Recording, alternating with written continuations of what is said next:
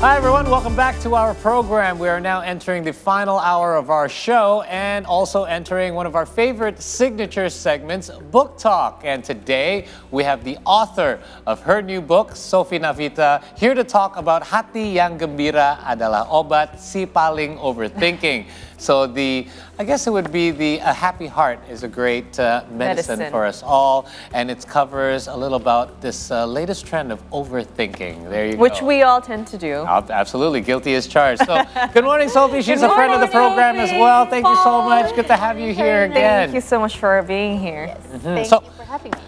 We want to talk about this, obviously. Congratulations on your new book. This is your third book. My third baby. Yeah. Who would have thunk? Third baby. Now, this is an interesting topic because it's something that's relevant to all of us. It covers about this thing that we do a lot these days, which is overthinking. Why did you decide to write this book? This particular one. This particular one. About overthinking. So I have to tell you first that the big frame is still Hati yang Gembira adalah Obat. That having a joyful heart is always a good medicine in life. But then overthinking, I think, happened when I realized, as we all went through the COVID pandemic, 3.5 years of, I don't know what that was. A lot of time to think. And too much to think. Yeah. And then now that we can safely say we're out of the woods, right? Yes. The habits stick. You know, I think I see that still in a lot of people. Started with me, of course, to write a book, but then I see that in a lot of people. I think we went through a time of so much uncertainty where we would be thinking of stuff we wouldn't normally be thinking. And then I think it also, I think we dug skeletons, you know, like things we should have thought about, but we couldn't because we had so much responsibilities and roles in life. And then that's where all the mental health issues come up and the inner child wounds, you know. So yeah, I think that was... You mentioned as well that you prefaced this book with a very interesting note, and I want to kind of allude to it a little bit. You say, this book is dedicated to my 12-year-old self. There's a little passage in here, right?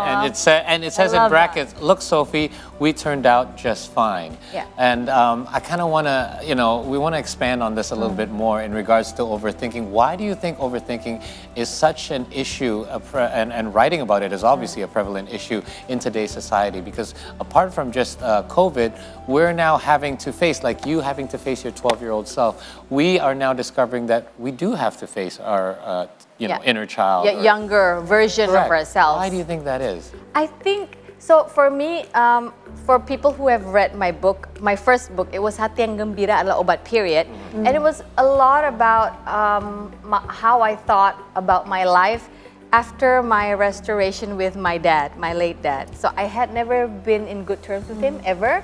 I always wanted to be daddy's little girl. But for me, in my life, that never happened until his last days, when we finally, it was restored. God restored my life with him. And so that kicked off the book writing for me. But then, why my 12-year-old self? Because then, as I started journeying, and journaling, I found that the knot that I had not resolved, unfinished business, probably stuff that, I had to throw in the trash can, but I didn't, really tie the bag or something. That was the biggest knot I found to help me in the Sophie I am today. Okay. Yeah. I like the Sophie that was who wrote this when she was 40 in 2016. Okay. So now, as I'm facing 50 next year. Wow, really? You don't look it. Yeah, I was going to say. Sorry, I'm a little distracted. Stop, but please don't stop. Okay, tell me your skincare routine. So yeah, I think all of us at some point we need to dive back a bit. Like where and when did your good, because I believe that when God created everyone, each one of us, it was good. Right. Yes. And it is good. And somewhere along the way. And somewhere along the way, who stole that good, Right. Who took that away from you? Yeah. So for me, it happened when I was 12. You know, Paul, I think I now know why Sophie looks like she's not aging at all, because happiness is the best medicine. They say laughter is the best medicine. I Right. disagree. I think a happy heart is happy really true. heart, It yeah. is true, right? Laughter comes from a happy heart. Exactly. And, Yeah. and Sophie, just sort of to go back on the title, Hati yang Gembira adalah Obat. Happy heart is the best medicine, right? And then A merry heart. a merry heart is the best medicine. And you link it to overthinking. Do you think overthinking something takes away the joy that you can find in life? Totally. You know, I actually came to a realization that when I overthink, and I do have that habit, being this child who was never close with her father, and I empathize with anyone going through that right now. Do make amends. Do your thing. You know, you know what to do. You just need to like quiet down, tone down, and yeah, you know what to do.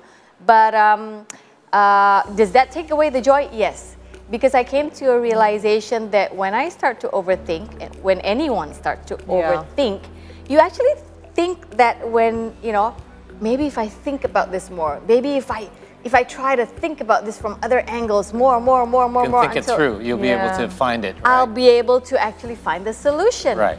When I actually think that when it's not time, and it's not time, you know, there's a journey. It's actually the process to actually finding whatever it is you're looking for. Right. And I truly believe in today's society, I believe that I don't think people put their trust in God enough. That, you know, before the problem was even there, He has already come up with a solution. We just have to find it. And a lot of times, yeah, we're so focused on finding that solution, we're forgetting that the journey is what we're actually looking for this entire time. Yeah, because that's it where you builds learn you. your lesson. Yeah, it's a exactly. lesson learned. It builds you. Like, you know, you want to walk to a place where, okay, if we converse, you know, we kind of convert it to money. Yeah. You want to walk to a place where there's like 1 million rupiah there. But then your character is not ready to hold on to that 1 million. Agreed. So, you know, even if it comes to you early, it will actually end up ruining you Right. instead of building you up. So it's actually the building of your character, I think, that God is interested about. And this is not a religious book at all, but Right. I think when you talk about spirituality, it's hard to separate that from your connectedness to your Creator. Yeah, so that's how I see it, and it's not about where do I find happiness. I'm sorry, Will, but it's not about the pursuit of happiness. I'm sorry, Will. It's like I know him. I'm sorry, Will Smith, but it's not about that. It's not about finding happiness. It's about recovering, because it's already there when you were made by God on this earth and put in your mommy's tummy. You know, the day that you actually happened, that was the best day of your life, actually, because then it's from nothing to someone who's going to become. You know, so it's not about looking for, I want to look for happiness. It is about recovering that joy that has already been put in you from day one. Absolutely. There are no sad babies when they're born, except maybe when they're hungry. So let's talk a little bit about overthinking, because a lot of times we don't realize ourselves that we are overthinkers. Many people don't even, no, I'm fine. I'm not an overthinker. So how, perhaps, you know, we don't want to obviously spoil the book. You need to read it. But how does one discover that they are an overthinker? Before you can even look for a solution and kind of find a way around it, you have to first be aware that you are an overthinker. So what are some of the tips that you can share in regards to how you... I'm not an expert yet, but I'll try to make this easy. How did it happen for you, basically? I felt tired all the time, but even when I wasn't doing anything, you know, and then I was talking to friends, and then some of them were even experts, and I kind of found like, oh, so I was tired here, but not physically, you know, right. not necessarily doing Mentally anything, burnt but out. mentally you're just burnt out. Then why? For each person, it's different, yeah? So I guess you need to find out what your source of exhaustedness is. Is that a word? Exhaustion, yeah. Exhaustion is. And then, and then you take it from there and take it slow. I mean, you know, everybody has their own pace and speed. Yes. Sure. So yeah, take it slow, and don't forget to invite the Creator when you do it. Yeah. Because, you know, like even when you buy a gadget, if something breaks down, you try to find on the website. Troubleshooting. Troubleshooting. Yeah. You don't go, well, maybe some people do DIY, but you know, most often than not, you end up ruining it, right? That's me. Okay. I try to take apart my phone. Yeah, it's not a good thing. All right, I pick your wife. And Sophie, when you were sort of discovering this and going at your own pace, were there any other sort of tips that you took sort of to calm yourself down, to re-find that joy within you that then resulted in this amazing book? What were the steps?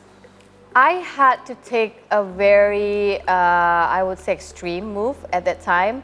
I was building my career here in Jakarta with my husband and my kids. We had to move to Bali in 2016. I think that was the biggest, well, obviously don't just move. I mean, you know, everybody has their own way of doing stuff, but my way was, I think I had to really get out of all the noise and temptation, which made me, you know, I need to work, I need to do The rat race. that. The rat race, yeah, I guess you could say that. But then, yeah, so we had to do that, and we had to make adjustments financially, everything. And then I started on the book, and yeah, everything just rolled from there. But really slowly. That was in 2016. Yeah. And that is in line with around when you wrote your first book. So did writing these books kind of help you through your recovery process, if you will? I actually think I'm fortunate. I'm blessed to say that when I started writing, and not journaling, you know, because journaling is you know, I'm not like telling you my life story. Just random thoughts, right? Yeah, but when you start writing, I think it actually helps you heal. You know, you don't always have to be a writer and publish a book, but just start writing. Not writing, because like if you ask the Gen Alpha today, maybe write something, mimic writing. Or this. Right, yeah, or you know, when maybe people in our days were like, I called you, and they was, I called you. You know, it's this. So start writing, because Literally there's something called the limbic system too. It connects some part of the brain. I don't want to get this wrong, but to when you know when the message gets to your wrist, you start writing. And then you know, physically putting words on a page as opposed to typing out letters. It's different. And then you can, you know, you can actually start crying when you do that, you know, because it's just so deep, things that actually come out. It's very therapeutic. It's true, because when you write something, you actually have to take your time and think, because when you're typing things, how many times do you hit that delete and, oh, I got to keep recorrecting everything I say, as opposed to actually going through the actual process and taking the time to do it, right? True. So I truly believe in just writing. Just write whatever, like, because nobody needs to read it. That you can even curse if you want. But then it's good, because then when you go back to it a week later, you're like, oh, I've come a long way, even though it's only a week after. Right. So, and that's on top of the fact that you didn't start out as a writer. You're not a writer to begin with. You're an actress. You're a famous TV presenter. Exactly, and as well. So how did that transition for you? I mean, it's not easy to write a book. From the hustle and bustle of Jakarta to Bali, just sitting down in peace and writing. It took a lot out of me. It was hard for me to learn how to keep still. You know, it's hard for me. So I guess I just had to push through, because it was a big commitment. The whole family had to take the whole commitment, and then I used it also as a time to learn to be, and I don't want it to sound cliche, but it's to be a better wife and mom at the time, because our kids were growing, and now they're grown up. So I guess I'm entering a new season. I hope I have been trained enough to just function better, because I just felt that all the busyness at that time made me not perform my best at being a wife and a mother. Not cliche at all. And I think that more of us need to kind of care for ourselves more, because we don't realize that when we care for ourselves, it helps us care for those around us a little better. It's true, because once you start going into routines, it just feels like you're just functioning like a robot. Okay, as a wife, I do this. Okay, breakfast, take it out. You don't do it with enough compassion. And because you're like, this is what wives do. This is what a mom does. But then when you have nothing else to do, everything else is taken away from you, you're like, Oh man. Yeah. Oh wow. You can put more eggs in that basket. Yeah, yeah. So this is, again, I want to touch on a little bit because you did say Hati yang Gembira adalah Obat is actually, you had a first book that was titled just that. Yeah. And then your publisher, because you initially came up with the idea of writing this as just a book covering overthinking, but then through discussions, you guys decided that it would be best to have this as part of a series. Yeah. So tell us a little bit more about the idea behind this now. Okay, so this is we're still in our early days. I came up with Sipaling Overthinking, but then I had a hard time writing it because I just felt so frustrated. You know, things were changing in the COVID pandemic. I started this in 2021, this third book, so it took a long time. And I just kept getting writer's block after writer's block.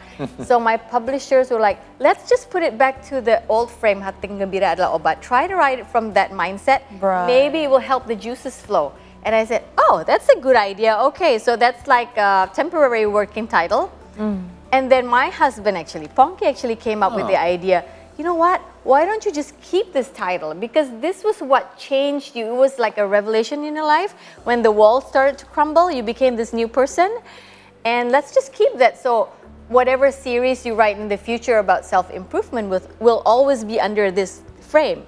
Right. Kind of like chicken soup, you know? Yeah, yeah. And it covers, Yeah. that makes total sense. Yeah, And, but then there will be other themes. So hopefully, Yeah. hopefully. Great idea, by the way, from us, Ponky. Yeah. I'm sure he's happier with the new you as well, right? I hope so. I'm sure. A happy wife brings a happy life, they say. That's so I what they hope so. say. I mean, Paul, you can. Yeah, well, all I know is a happy stomach makes a happy husband. So that's all it takes There for me. you go. So this is what we're going to recommend for you for Book Talk. But of course, our author has a book recommendation of her own. So what would you like to recommend to all of our viewers? You know what? To be honest, I don't read that much books. Like when I like a writer, I will keep hammering on everything the same guy writer, or the woman writes. Because I just don't, I just feel like I absorb too much sometimes if I read too much, and then it affects my writing. But then if you ask me, I have this one writer that I am such a fan of, Mitch Albom. Okay. And I think the book that changed me and started me on my writing journey was Tuesdays with Maury. I know this book. Yeah. Did you read It this was one? actually one of our high school readings. Really? that we read. Really? Yeah, I don't remember it because it was so long ago. That shows you my age, by the way. But yes, Tuesdays with Maury. I remember this Yeah. because we did have to write a book report on it. Yeah, he was having this life crisis too, and he was talking with his. I'm not doing a spoiler. Yeah, No. You can read that on the book review. It's he was talking with his professor who was dying. I think he had a terminal illness or something, and that's when he found out that he had been so vain in life, living his life in vain. That's what I meant. And he started to see life more meaningfully from Maury's. From a different perspective, because there's such an age gap between the two, True. right? And then Yeah. having these weekly meetings with them helped him discover himself as well. This book touched me Yeah. so much. There's a lot of symbolism in this book as well. So definitely recommended reading. Yeah, I'll have to get my hands on. Absolutely, Yeah. yeah. This one's a classic, but and it's an easy read too. yes, right? correct. It's Yeah. quite light. That's why that's probably why they made us do why it you in like high it. school. Another good point. Thank you, Sophie, so much for joining us. We know that you're actually residing in Bali, but you took the time while you're in Jakarta here for a few days to join us here on the program. Thank We you. appreciate I'll actually that. be coming more to Jakarta now that the kids are grown up. I think they want me out of the house. They're no longer kids, they're adults They're now, so you adults. have to call them adults from now on. Anyway, Hati yang Gembira adalah Obat, Sipaling Overthinking, available now in all... In all the major bookstores, and look for them online. You know, the green store, the Yeah. orange store. It's there. There you go, guys. There All you go. Thanks again. Of course, all our best to Mas Ponky as well, and hope to catch up with you guys soon. Thank you. All right, that was Book Talk, but do stay tuned. Coming up next is another signature segment of ours, Sports Talk, where we're going to cover a little bit about the overthinking that we did about the loss last night that our Garuda Muda national team suffered at the hands of Uzbekistan. Stay tuned for that. We'll be right back after this.